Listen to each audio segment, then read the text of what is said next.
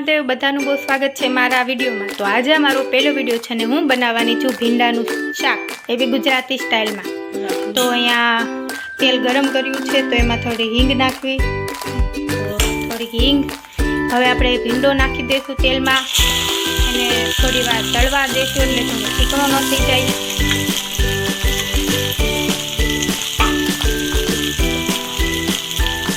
હવે એને હલાવી લઈએ તેલમાં।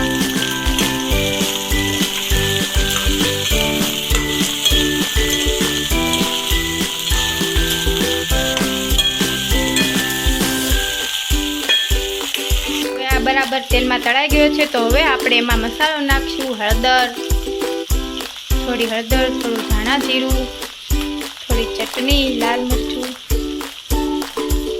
अने हवे स्वाद प्रमाणे मीठुं नाखी।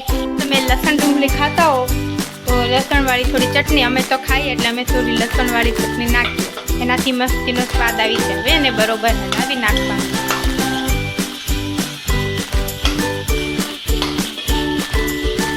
बरोबर हलावानुं छे जेथी बधो मसालो भींडा साथे मिक्स थई जाय। 2 થી 3 मिनिट माथे कोई डिश के थाળી ढाकीने बफावा देवानुं छे। तमे जोई शको छो शाक बराबर बफाई गयुं छे।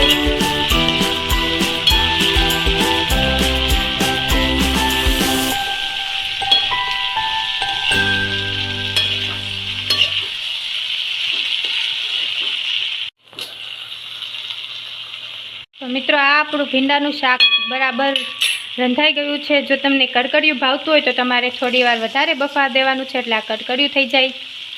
तो बस आ तो मारो विडियो। तमने विडियो सारो लाग्यो होय तो विडियोने लाइक करजो, शेर करजो, सब्सक्राइब करजो अने आवा नवा नवा विडियो आवता रहे।